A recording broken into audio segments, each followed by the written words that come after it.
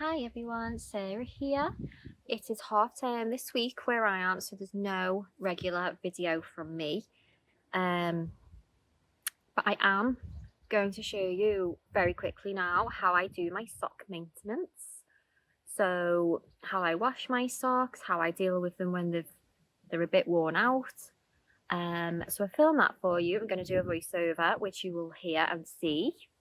So enjoy that now, and I'll be back hopefully next week with the regular thing. I have been busy on my fishy jumper, so we can all look forward to that, and I'll see you then.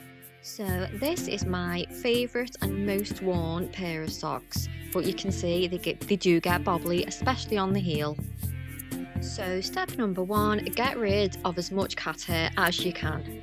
I use a sticky roly lint remover thing from IKEA. This bowl is also from IKEA. It's like a silicone, it folds down, collapsible, that's what I'm trying to say. It's a collapsible bowl. It's full of tepid water with a bit of wool wash in it. Now, I'm not loyal to any wool wash brand, so I'm not showing the bottle, but I do like an unscented and a no rinse option. Now, what I'm doing here would normally be a two-hand type of thing, but obviously I'm filming with one hand, so I'm getting all the wool soaked up, and I'm giving a good squeeze just to make sure that the wool is like fully saturated and all the dirt does start to come out pretty quick. You know, you can start to see the water slightly changing colour. And I'll do that for a little while, but then I do just leave them to soak. And in the meantime, the day of filming is a lovely day. I'm wearing here my, my Farnham tee that I turned into a Farnham sweater. And I'm knitting on a new sock that you won't have seen on the vlog even. It's the November pattern for the Summer Lee colour sock club, whatever it's called. I'm loving it anyway. I'm flying through this sock. But a quick chat about how I actually wear my socks. I always wear them with a little cotton trainer sock underneath, and never usually on their own. So I'll get like 3, maybe 4 wears out of a sock before I need to wash them. And sometimes it's just because they've become quite misshapen, to be honest. But anyway, we're back and they've had a long soak here. So now it's time to squeeze all the water, well, as much water as you can, out of the sock because it is drying time.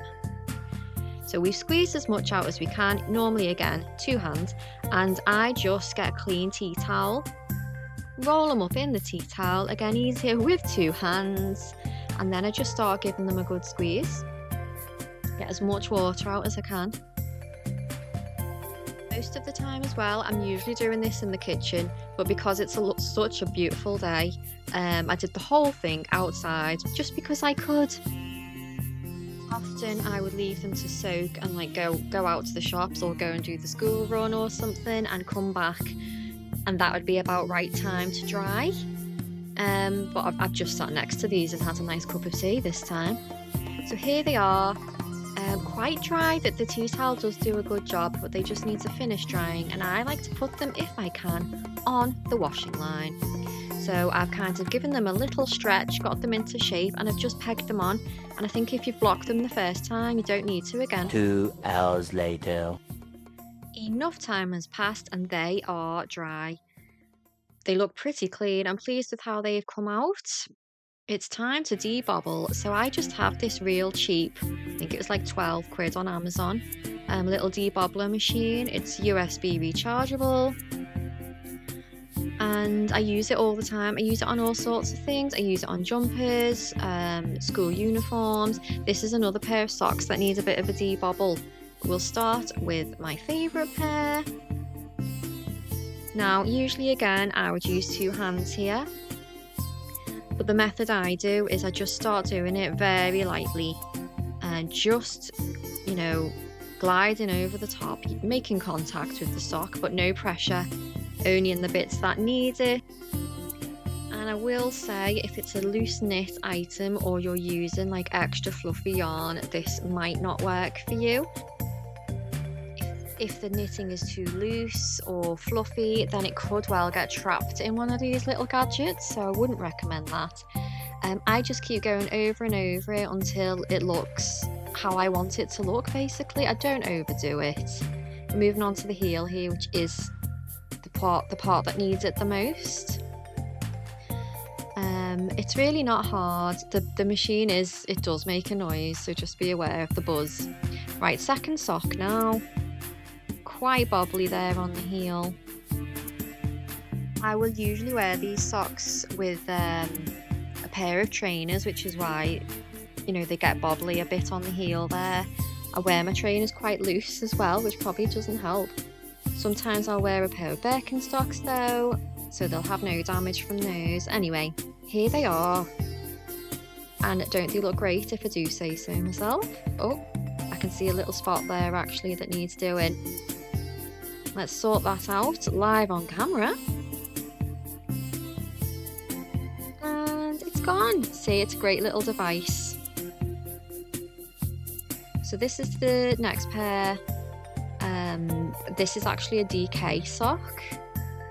Only a small amount on the heel, and I get some at the front there, you know, from when I wear my Vans, my high top Vans. I think they must rub right there. It's an odd place for the bobbling to happen, but they're one of my favourite pairs. These are made from the Botanical Knits yarn. I picked up a set of mini skeins from Wonderwool a couple of years ago. Just gorgeous colours, absolutely love those. So here are both pairs of socks finished, and if I do say so myself, they look brand new again, and I can't wait to wear them. And look how much has been collected in that machine there. That's more than you think is going to come off. You don't think there's that much, but I mean, wow, look at that. If you have any tips that I should change, or do you just do it completely different to me, let me know. I'd love to know what people do. It could improve my sock game. So let me know in the comments below, and thank you for watching.